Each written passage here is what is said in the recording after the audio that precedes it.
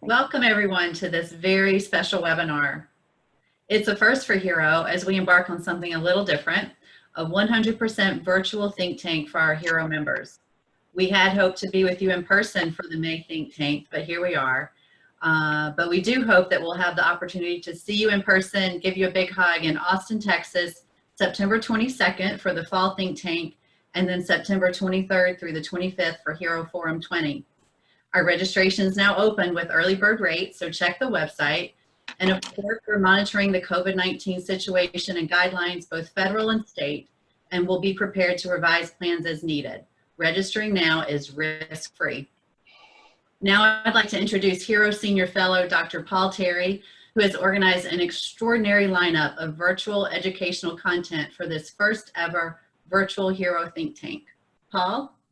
Hey, thanks a bunch, Karen, and thank you for all your leadership during this difficult time. As a HERO staffer, I know I speak for all of the team that it's a time like this that you hope you have an earnest and an empathetic leader who's decisive about decision making, and you've just been just that for not just your team, but for HERO generally. And I'll be alluding in a second to so many of the wonderful resources that you've led pulling together along with other partnerships you're leading on. So thanks, Karen, for your Again, I'm Paul Terry. I'll be your host for the webinar, and this one, as Karen already previewed, is not like your usual webinar, you guys. This is a series that's all intended as the pre-learning activity that leads up to the May 19th think tank. So we are going to be asking either if you're synchronous right now with us and taking part of this live, or if you weren't available to join us today, we're still going to be promoting this webinar as something that we really want you to take advantage of and watch and learn from before we head to our May 19th think tank. Usually at a think tank, we'd have our faculty presenting and then doing some group work, and faculty presenting again and then more group work.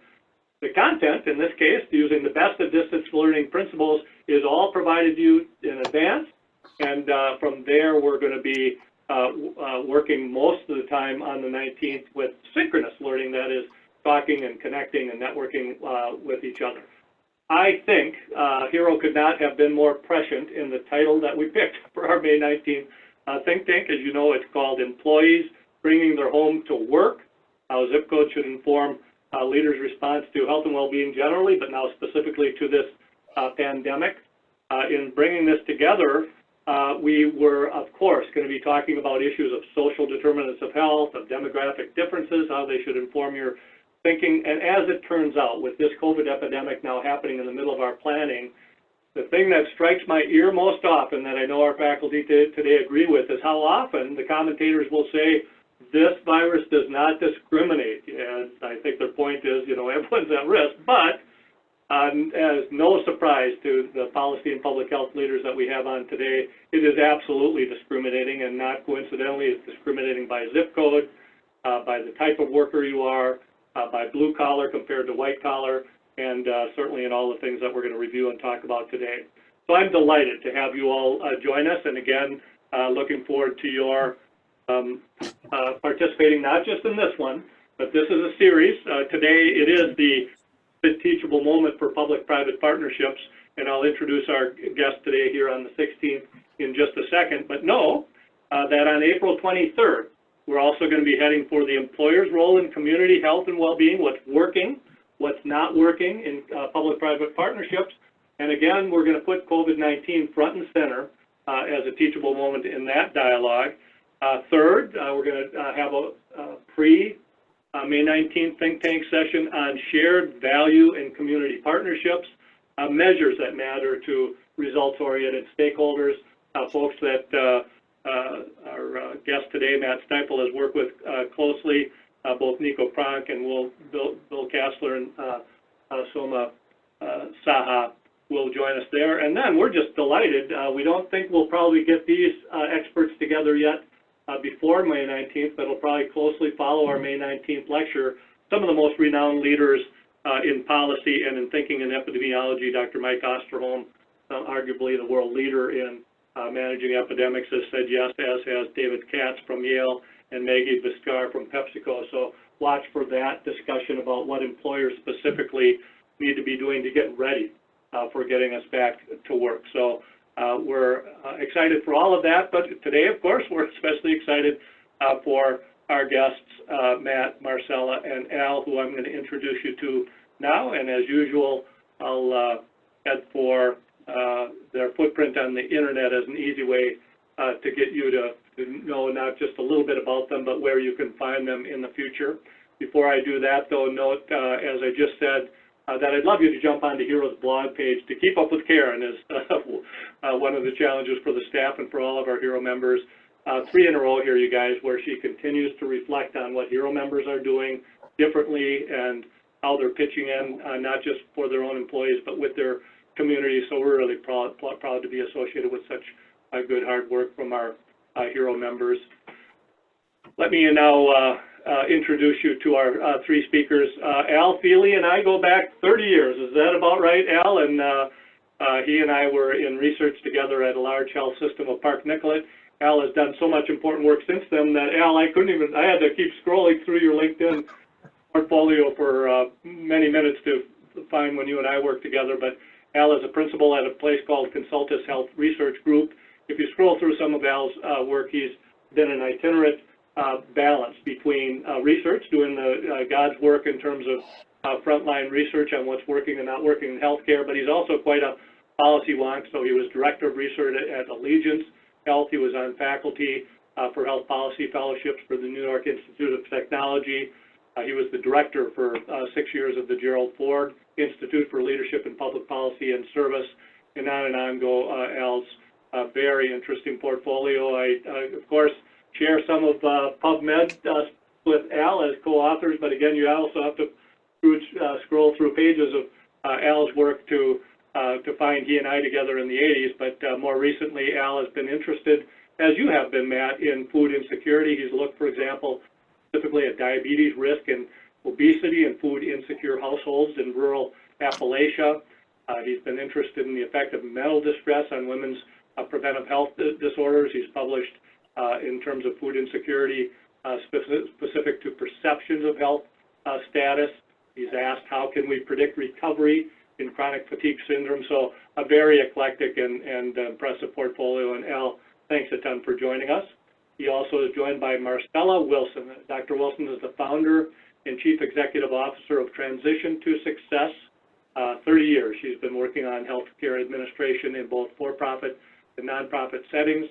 As you can see here, she's dedicated now to developing a standard of care that changes the very paradigm of understanding the response and the condition of poverty. She characterizes it as a treatable condition, not a character flaw, and you're going to hear a lot more about that today from Marcella. Marcella, I love this interview that you did with the Network for Social Work Management. They, again, reviewed some of your biography, but I love that they took you down a little bit of a path of what got you to where you are today, both in the public and private sector. As you know, one of the things I was especially taken by was an article you did for the journal that I'm the editor for, the American Journal of Health Promotion. There was a special section a few months ago that Sarah Johnston was the lead editor for on social determinants of health. And folks, you should jump on, just put in Marcella Wilson's name and social determinants of health, and Journal of Health Promotion will kick you over to this article. Very cool storytelling, Marcella, in my view, that you took your journey from the private sector administrative work to your big heart's work now in poverty as a treatable condition. And it should not go without saying that you've been on this long enough to have published a book in the area. Her book is called Diagnosis Poverty, a New Approach to Understanding and Treating an Epidemic. So she's been thinking about zip codes and how they contribute to epidemics far longer than the coronavirus has been present in our thinking. So thank you for joining us today, Marcella. And then we are finally, if that's not enough, we have Matt Stiefel, who's a longtime friend and leader for HERO. So thanks, Matt, for being back with us. Matt is the director for the Center of Population Health at Kaiser Permanente's Care Management Solutions. He is here at Academy Health, is also a frequent faculty contributor to the Institute for Health Improvement.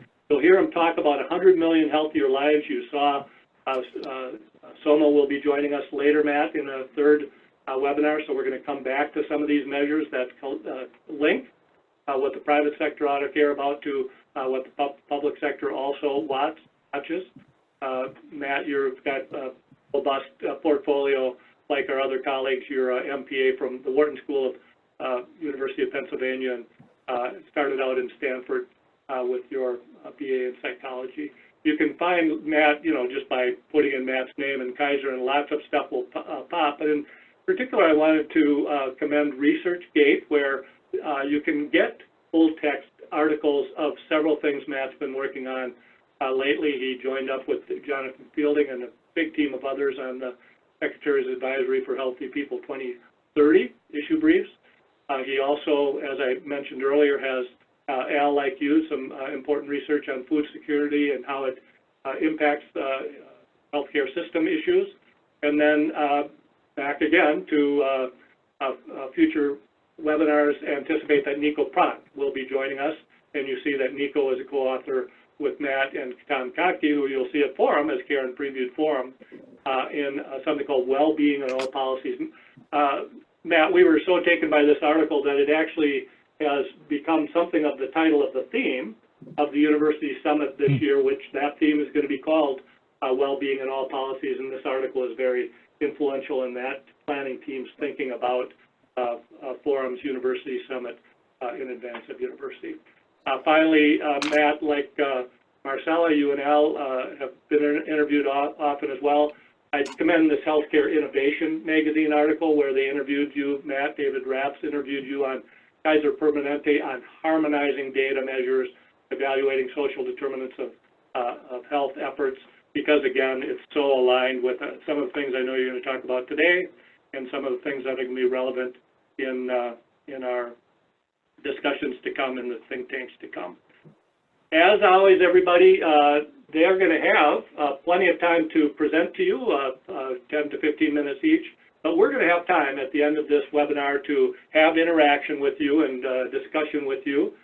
So the early bird catches the worm. Arleanne and I will be looking at the chat box and the Q&A box. With that, Al, thank you again for joining us, and I'm turning the presentation over to you. Thank you, Paul. Good afternoon. I'd like to thank Hero for providing me with the opportunity to participate in this important topic. Thank you for to all of you also for being here. In keeping with the theme of today's topic, employees bringing their home to work, how employee zip codes should inform employer leaders responding to a pandemic, I wanted to start with an illustration of how powerful zip codes are in understanding the risk of our current pandemic situation. The importance of zip codes has its roots in the recent U.S. Small Area Life Expectancy Project, a collaborative effort initially reported by the Robert Wood Johnson Foundation, in which they found life expectancy at birth to be associated with areas of reduced access to healthcare, higher rates of poverty, greater prevalence of coexisting health conditions, and a higher proportion of minority residents living in those areas. This project has simulated efforts to further study these relationships while also looking at how to address these issues in a more focused way. Fast forward a couple of years to now in the COVID-19 pandemic of 2020. By mid-March, the City of New York Health Department began to map confirmed cases by zip code of the patient. The New York Post published these data, including the map shown here. This information was some of the most important in illustrating the issues highlighted by the Robert Wood Johnson Foundation in their earlier work. More affluent areas of New York City, Manhattan, and the waterfront sections of Queens had consistently lower prevalence of confirmed cases. The wealthy Point of Rockaway section of the Rockaway section of Queens had 112 cases, while Far Rockaway on the east side, with numerous public housing developments, had 947 across that area. So as you look at this map, you can see that the Rockaway section that they're talking about in Queens is that lowest part of the big mass that's sticking out into the bay, into the water. And on the left-hand side are the lighter colors of the related to the epidemic, showing many fewer cases than that concentration over on the right-hand side. 112 cases across the left side, 947 on the right side, showing the power of poverty, some of the social determinants of health we're talking about, and other things, including commuting, which we'll talk more about in a minute. Across the city, neighborhoods with less than 200 cases per zip code also had higher income indicators. And it is believed that more people in those areas were able to telecommute because of that, therefore lowering their risk in making that piece of information from the zip codes important.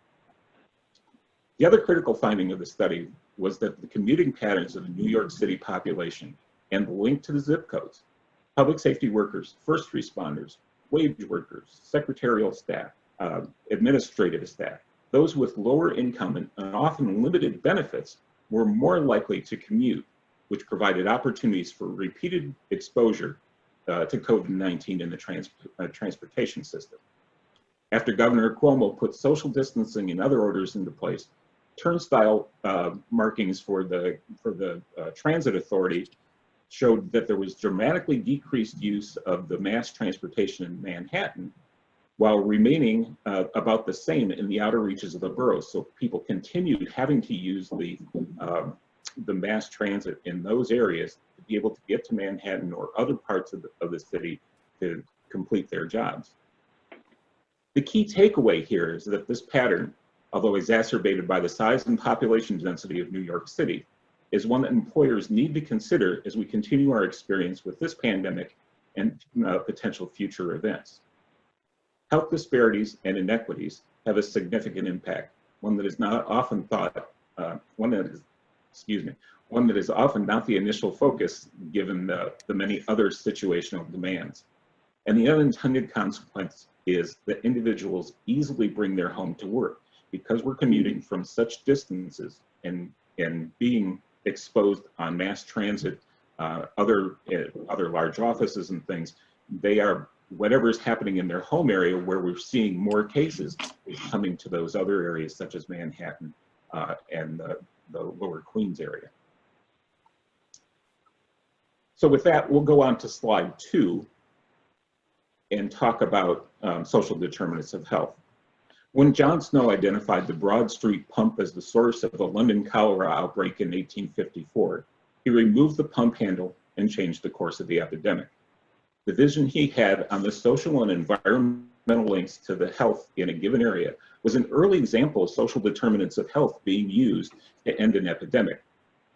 COVID-19 is a bit more complex than Snow's cholera outbreak, as we just saw. However, the principle of social determinants of health remains the same: to remove barriers that impede the health of the population. Each domain in this illustration from the Kaiser Family Foundation impacts the social environment in which we live. For many outside the professions that employ them, these concepts and messaging are confusing.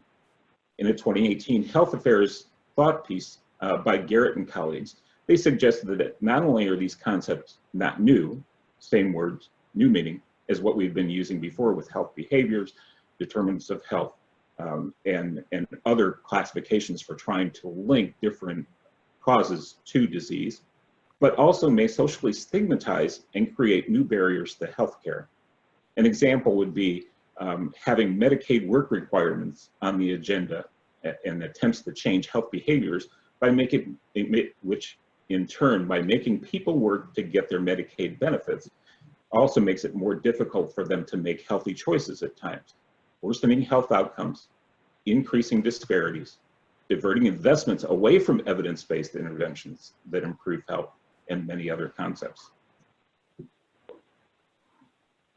Slide 3, we get into now starting to talk a bit about our responsibilities and the many messages that have come out and use this concept of social determinants of health, or as we think of social determinants of health, to try and quell the pandemic that we're dealing with. So as we look at these curves, which most of you have seen before, we see the very high peak curve, very rapid number of cases going very, very high, and large number of people being affected, and then gradually coming down, or quickly coming down as the majority of the people have either gotten the disease and recovered or gotten the disease and died. On the other hand, we have what we've been working with trying to flatten the curve, and that's that lower curve that we look at there by doing things such as social distancing, social isolation. If we do that, and it appears that we have done that and we're seeing the benefits of it, we can start to look at how do we continue to do this, and what do we do for the next time that this comes along? What were the successful factors? The concern remains, though, that next piece, and that is the second coming of the disease. If we drop our social distancing, our social isolation, and the other things that we've done to try and decrease this pandemic, we run the risk of having a second spike in number of cases. And that could be very serious. It would be after we had started to reopen the economy, reopen our businesses, and bring back more of the workforce, which then could have even greater effects on the economy and the lives of our employees. So social is maybe the word of the COVID-19 pandemic. With COVID-19, social has become, for some, the mantra for health, wellness, and the future of the population. For others, it has become the antithesis as the focus turns towards the economy, workforce, and our freedoms. Social has become the buzzword, and even in a good sense, it is, however, often seen as a burden. So, let me just see where I'm at, sorry.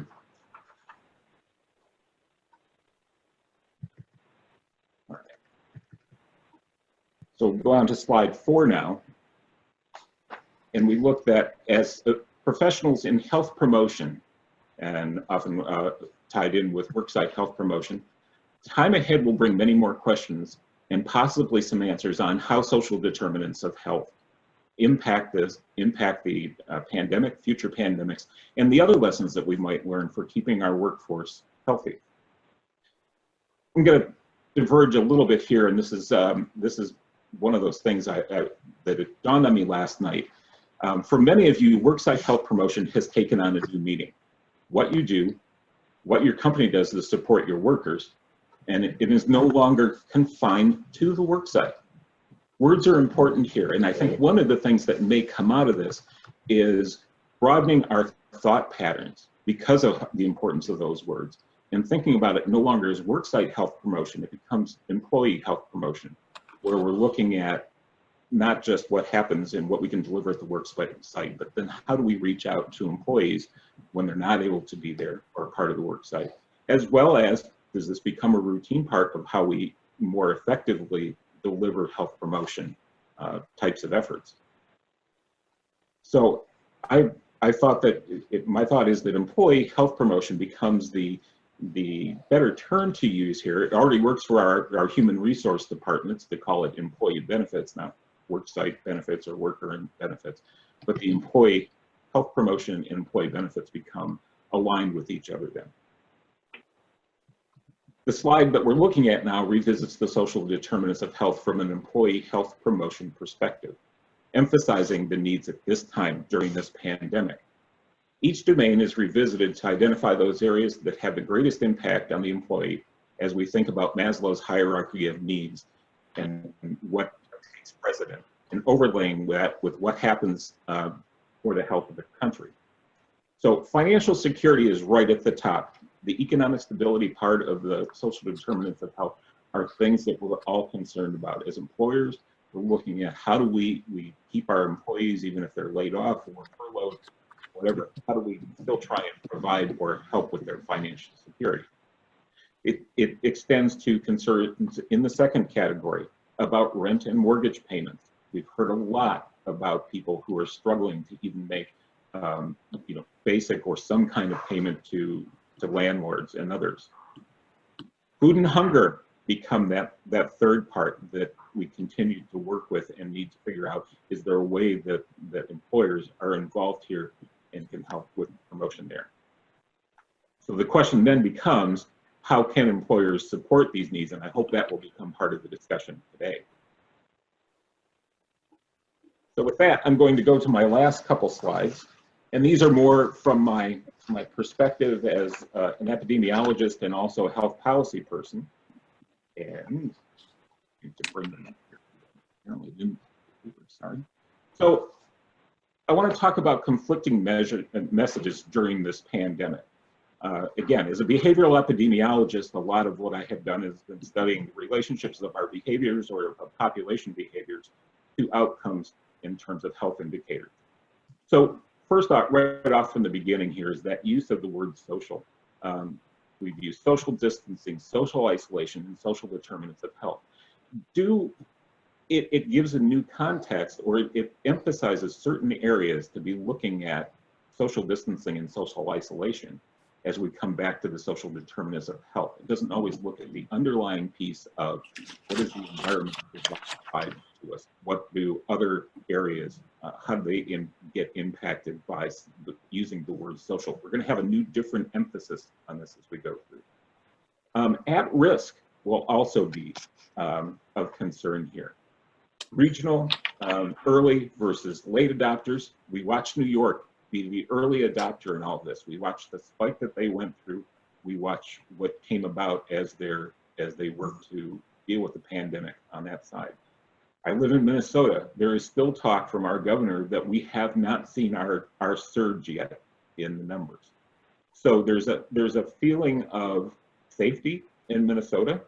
Certainly we don't have the population density that New York does.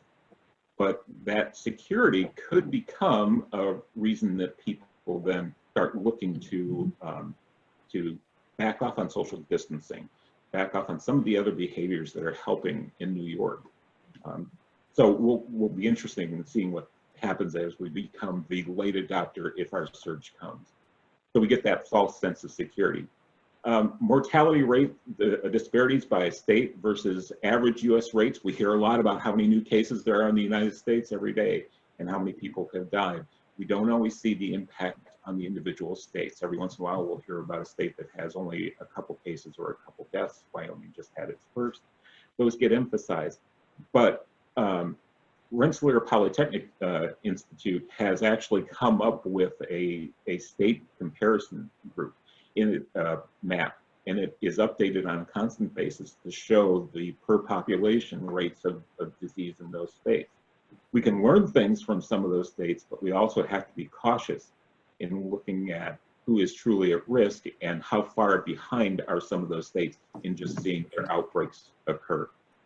Are they behind California? Are they behind New York and some other places that are seeing we're starting to go to the other side of the curve for them? Finally, there's this controversy and the conflicting messages about when we reopen the country. We need to be considering what is good for the local area, the state, regional, the country, and the world as we look at this. We're starting to see that China and South Korea are seeing a second spike in cases as they have relaxed their social distancing and other requirements. That's a really critical piece for us as we start thinking about what these messages say and how do we deal with them as the environment changes. And last is the policy side of me that looks at this, and I'm writing with a colleague a piece right now on policy during the epidemic or during the pandemic that we're going to be submitting to Health Affairs later today. And so encourage everybody to be thinking about this from a policy perspective, especially employers and how it applies to their work sites. First is the pre-pandemic policy. What was in place before this happened? What lessons did you learn in terms of the seasonal flu, SARS, all the others that have been out there, and how you prepared for those and what impact it might have on your facility or your company? And then extrapolate from other types of things, from the natural disasters to supply line distribution that you may have issues with. Second, what's going on in the current pandemic? Hopefully everybody is keeping track of what's going on in their business operations, what's happening with essential, non-essential employees, worksite safety, reductions, all the things that are listed here. And then finally, what do we do about future pandemic crises? Recording what's happening now, recording what has happened in the past is critical to understanding and developing plans for what will happen in the future. So ongoing planning has to happen, and it needs to be reviewed from time to time. We know this is going to happen. This one was predicted three years ago in some settings. Now we just need to be working towards what happens the next time and how prepared are we for it. So the typical policy procedure review and update is important here. And with that, I'll turn it back to Paul and look forward to some interesting questions later. Great, Al. Thank you so much for this set for us. Ariane has been busy while you've been speaking, Al, so we are going to try to launch these polls. She's divided them up, so we'll take them one poll at a time. And jump in again. I previewed these questions for you, top to bottom, fully integrated. We already use demographic data, and we blend it with all other employee health and well-being and satisfaction data down to, you know what, we're really not using a lot of data at all in our planning. And I think, Al, you just obviously did a tour de force on trying to help us understand why knowing where our employees coming from has as much to do with what job they're coming to do. As we wait for these results, I'll just encourage the audience. You're already halfway there, so good for you all. Keep jumping in with your answers. Al, a question from Stefan already came in, and he was taken by your use of risk, and I think he was worried that term is convenient, for example, for maybe exercise and diabetes. We tend to think about high risk versus low risk. And he's worried that it can sound, in the case of this epidemic, somewhat binary. You're either at risk or you're not at risk. Could you reflect a little bit on his question about, is there a different word than you're at risk? I'm thinking, for example, already, based on your presentation, Al, you have heard our bit of country leaders saying, well, we're going to risk stratify counties, and we're going to label them high risk or lower risk. Your reaction to the term and that strategic thinking? Yeah, so I come at this as an epidemiologist. That's my major training. And we talk about risk. We frame things in terms of risk. One of the overlying concerns about this pandemic is that we didn't know a lot. We can guess some at who's at risk, who's not, but it's taken a lot of information before we've gotten there. So we have to, the risk is a moving target, I think.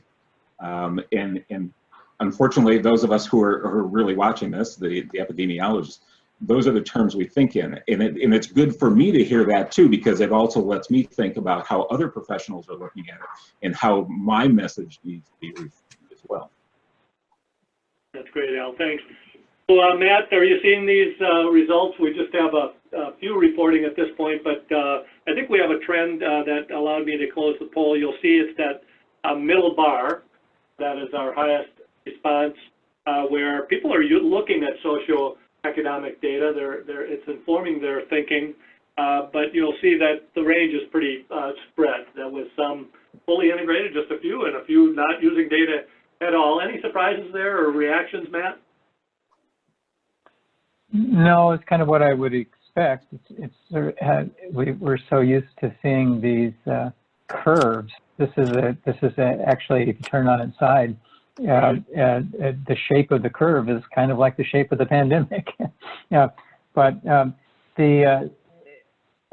just maybe comment that there are multiple sources of this information. Some of the socioeconomic data that we have about our workforces and healthcare organizations of our membership is the demographics are readily available, and we already know and can use that information, where people live and their gender and race, ethnicity. Other information is a little harder to get. Some of it we can infer by where people live, and some of it we have to ask people about, and that requires extra work.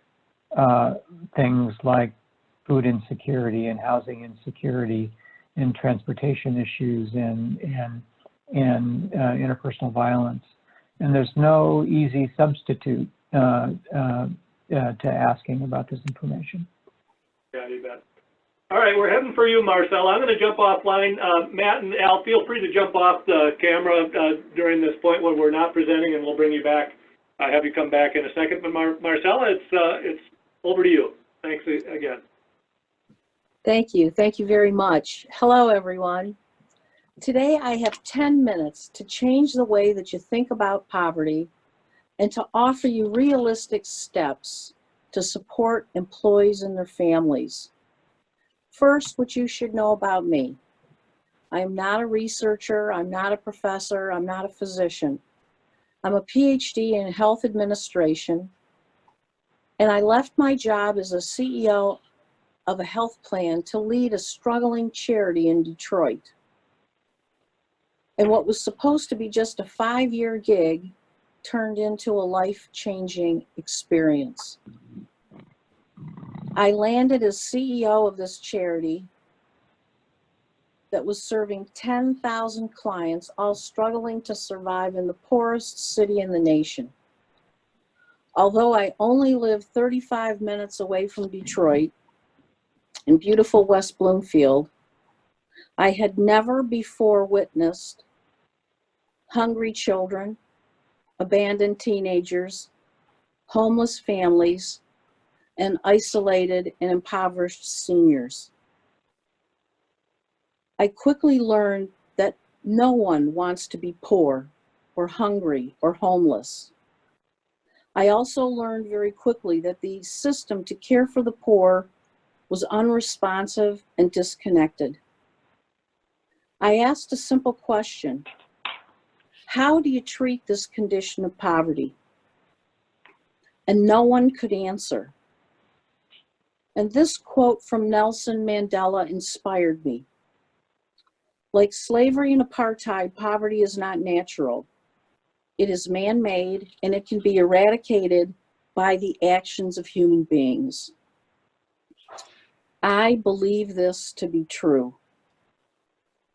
My research began.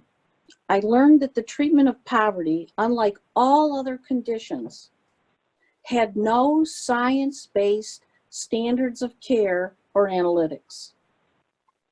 I began to learn the direct impact of poverty on education, health, and the particular impact for people of color. The research was crystal clear. Poverty is not a character flaw. Rather, poverty is caused directly by exposure to environmental conditions called social determinants of health. The social determinants of health are the economic and social conditions that influence individual and group differences in health status. These exposures include, but are not limited to, food insecurity, high crime rates, inadequate, unaffordable housing, lack of access to basic needs, healthcare, employment, and transportation, poor performing schools, and racism.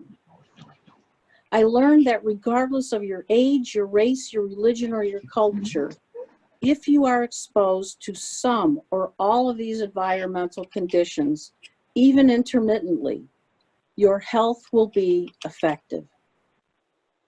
The evidence is irrefutable.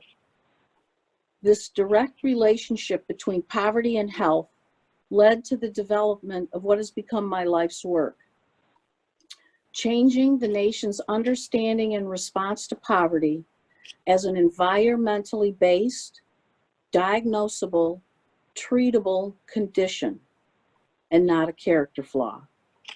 Let me explain. Slide, please.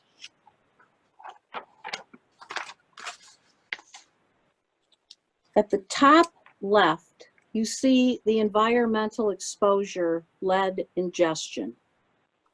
We know that if indeed an individual is exposed to lead, they will have long-term neurological damage. We have a diagnosis, lead poisoning. We have standards of care that are required to treat the condition. And all of these are recognized in the healthcare industry. We also know that there is no genetic predisposition to this condition.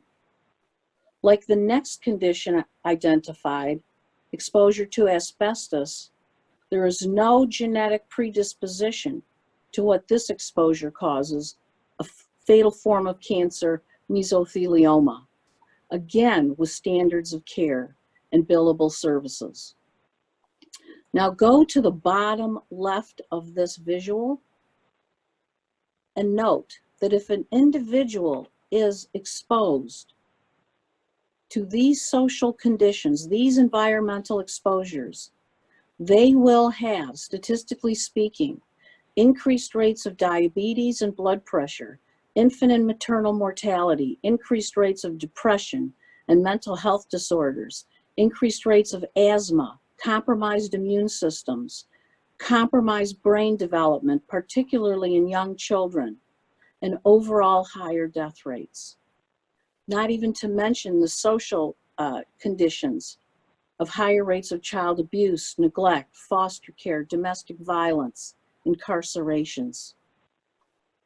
I learned that in healthcare, they recognize these social determinant conditions with diagnostic codes. The work that we are doing is to define the standards of care based upon evidence-based practice to treat those conditions. And in some pathways, particularly in mental health and substance use, we can attach third-party Medicare and Medicaid reimbursable codes. Next slide. So what we did at that charity in Detroit, we trained all 600 employees in this new paradigm of understanding poverty. Recognizing that the majority of our employees were also struggling, we invited all clients and employees to assess their exposure to social determinants. We then offered support coordinating all of the resources and services they were eligible for at the community, city, county, state, and federal levels. And together, we managed the delivery system and held it accountable to ensure that services that were supposed to be received actually were. Using this TTS Life Area Survey, we assessed 18 social determinant domains in a simple scoring tool that allows respondents to prioritize what needs they want to address. Once assessed, we used a local referral identification system, 211, available in most communities, to identify all viable programs to support the response to their exposures. Slide, please. Together, we mapped dreams. Each step, each program, identified and accessed. We combined this with other evidence-based components that include financial literacy, particularly focused on predatory lending practices, mentoring, and volunteerism, all evidence-based best practices demonstrated to improve economic and health outcomes. Slide, please. The U.S. offers the most extensive and expensive delivery system to help those struggling economically in the world and in world history. In our work, by assessing the needs and coordinating all of these resources effectively, we maximize every opportunity to directly respond to the social determinants of health with the existing, already funded delivery system. And what we found is that when potential is tied to opportunity, the impact is transformational. To date, the U.S. TTS standards of care to address the condition of poverty are recognized as a Clinton Global Initiative. Today, we have 5 independent studies, all with statistically significant results, improving access to food, healthcare, housing, education, increasing employment, increasing income, and improving financial literacy. So the question that you might ask is, what does all of this have to do with COVID-19 employee health and wellness? Prior to the pandemic, numerous studies reported that an average of 50% of Americans were living paycheck to paycheck. An estimated 53% reported not having any emergency fund. In 2019, 40% of Americans reported having trouble paying for food, medical care, housing, or utilities. These are our employees. These figures will become staggering as we progress through the COVID era. Already, an estimated 16 million jobs have been lost. The human, health, and economic toll on our employees, our businesses, and our country will be long-lasting and profound. We know the direct connect between poverty, race, and health, and the disproportionate effect of COVID on people of color, unfortunately, is no surprise. So, what can we do realistically to build a culture of health equity and support our employees and their families? First, promote awareness of social determinants of health and health equity. Second, offer every employee the opportunity to assess and prioritize their social determinant exposures. The TTS Life Area Survey is free, and employees can do it in the privacy of their own home. Identify concrete pathways and mapping to respond to social determinant needs. Resources like 211, utility assistance, and other community-based organizations. Offer financial literacy programs. Banks are more than happy to provide this service. Build a corporate culture of support with policies and pathways to career success and educational advancements. Policies like tuition reimbursement, paid sick time, flexible schedules to support school, rideshare access, partnerships with childcare agencies, food banks. Encourage employees to map their dreams and celebrate their successes.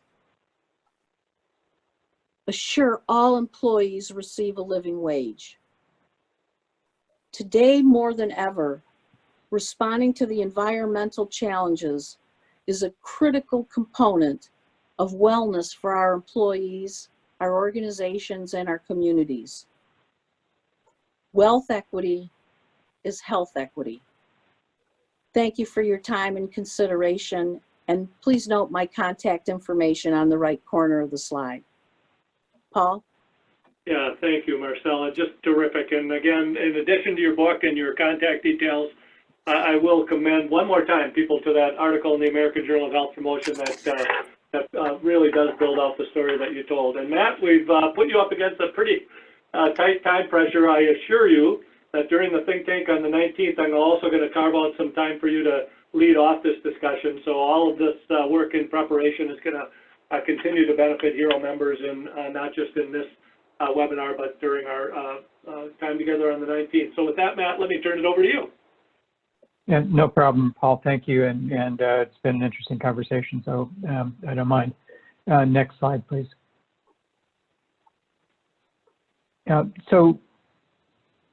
Thanks.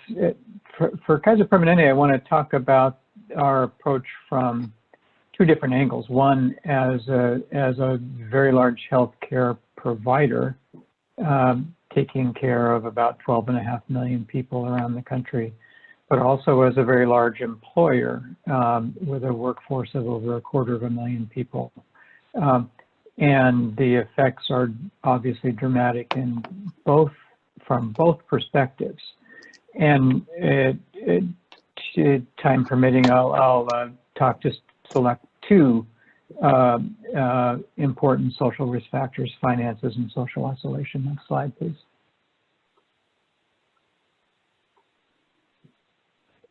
So starting with KP as a healthcare provider, we initially developed what we call the clinical playbook, which included operating as a national system. We have the advantage of developing standard protocols for everything from purchasing to sterilization to PPE.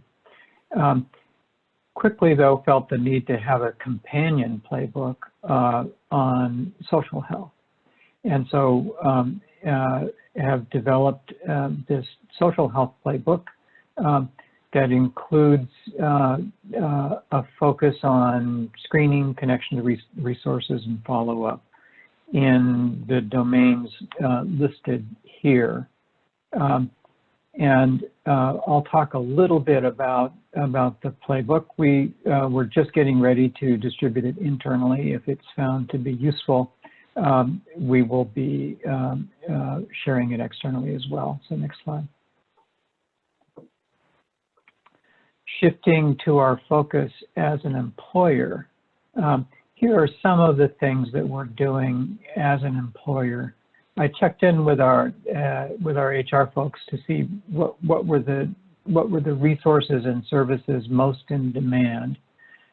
Unsurprisingly, personal protective equipment was at the very top of the list, and the dramatic difficulties we've had in securing and the heroic efforts made on the part of our purchasing group to get gowns and masks and other PPE.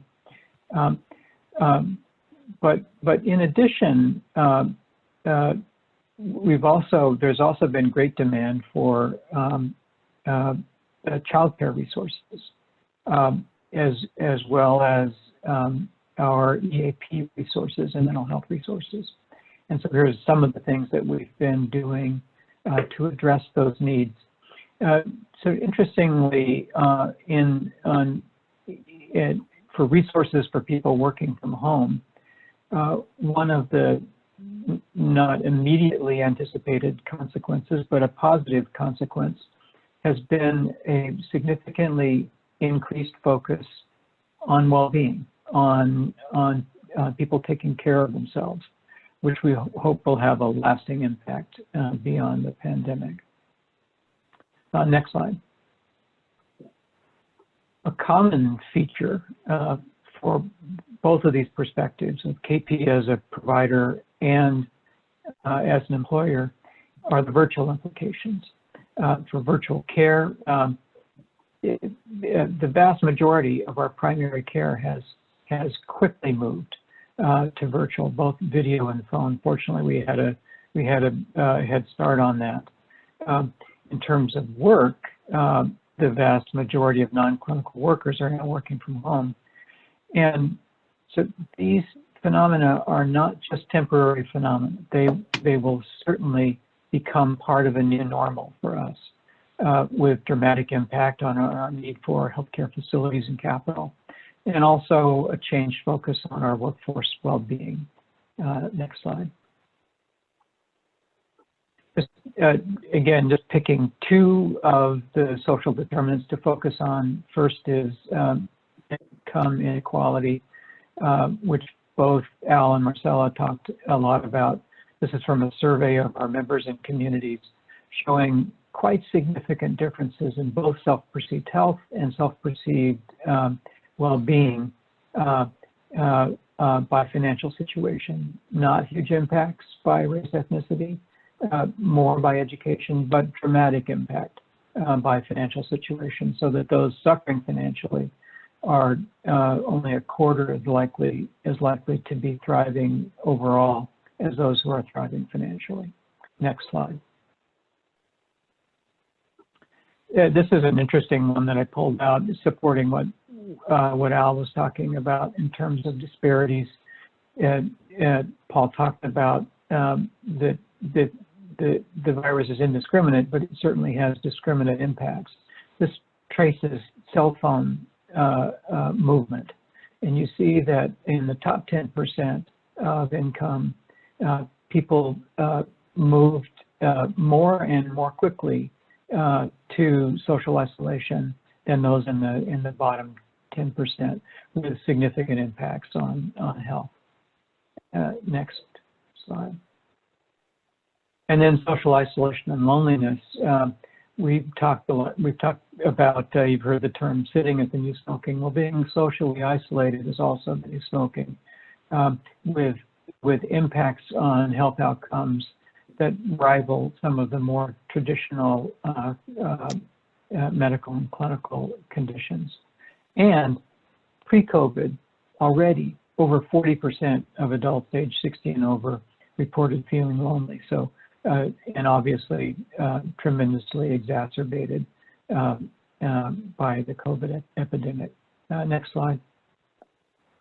And in the last minute, just these are some of the resources in our social playbook, focusing on these two conditions, financial insecurity and social isolation and loneliness.